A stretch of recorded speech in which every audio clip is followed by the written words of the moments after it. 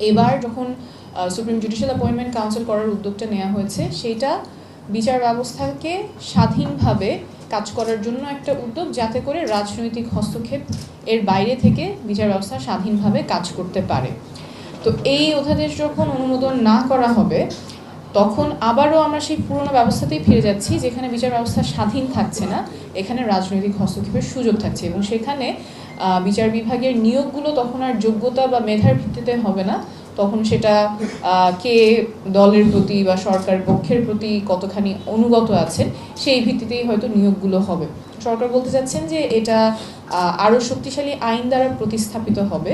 তো সেই শক্তিশালী আইন দ্বারা প্রতিস্থাপিত হওয়ার আগ পর্যন্ত তাহলে কি আমরা সেই পুরোনো ব্যবস্থাতেই থাকবো, যেখানে বিচার ব্যবস্থা স্বাধীন থাকে না, বরঞ্চ রাজনৈতিক হস্তক্ষেপের প্রতি অনুকূল থাকে এবং রাজনৈতিক হস্তক্ষেপের মাধ্যমে একটা দমন পীড়নের হাতিয়ার হয়ে ওঠে। একই কথা গুম প্রতিরোধ নিয়ে যে অধ্যাদেশ, সেখানেও সরকার বলতে চাচ্ছেন যে গুম প্রতিরোধ অধ্যাদেশে যেই ক্লজটা আছে যে আইন শৃঙ্খলা রক্ষাকারী বাহিনী তাদের বিরুদ্ধে যদি কোনো তদন্ত করতে হয় বা গ্রেপ্তার করতে হয়, তাহলে সরকারের পূর্বানুমতি লাগবে। গুমের সংজ্ঞাটা কি? গুমের সংজ্ঞা হচ্ছে যে একজনের লিবার্টি নিয়ে যাওয়া হয় এবং সেটা রাষ্ট্রের মাধ্যমেই হয়, রাষ্ট্রের পৃষ্ঠপোষকতাতেই হয়। অর্থাৎ রাষ্ট্র এখানে সরাসরি যুক্ত থাকে তার বাহিনীর মাধ্যমে, আইনশৃঙ্খলা বাহিনীর মাধ্যমে একজনকে গুম করার ক্ষেত্রে।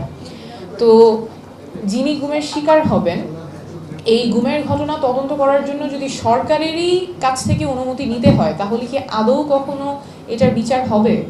একদম সোজা বাংলায় বলতে গেলে এটা এমন যে কেউ একজন চুরি করলো, চুরি করার পরে সেই চোরকে ধরতে গেলে পুলিশ প্রথমে চোরের সর্দারের কাছ থেকে অনুমতি নিতে হবে, তার আগ পর্যন্ত এটার তদন্ত করা যাবে না বা গ্রেপ্তার করা যাবে না, তাহলে তো সে কোনোদিন বিচার পাবে না। এবং এই মারপ্যাচের কারণে কিন্তু বিগত বছরগুলোতে গুমের শিকার যে পরিবারগুলো, তারা বিচার পাননি।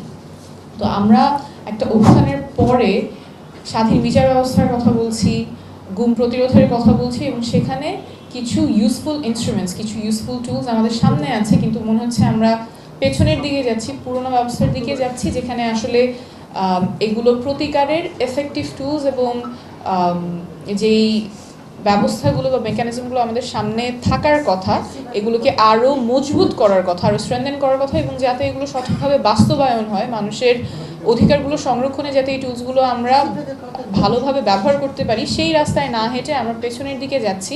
এবং পেছনে এটা কি সঙ্গত না, কিভাবে এই ডেফিসিটসগুলো পূরণ করা হবে, কিভাবে অধিকারগুলো সমুন্নত রাখা হবে, গুমের বিপক্ষে মানুষ কি প্রতিকার পাবে, স্বাধীন বিচার ব্যবস্থা নিশ্চিত করতে কি পদক্ষেপ নেওয়া হবে, সেটা স্পষ্ট না।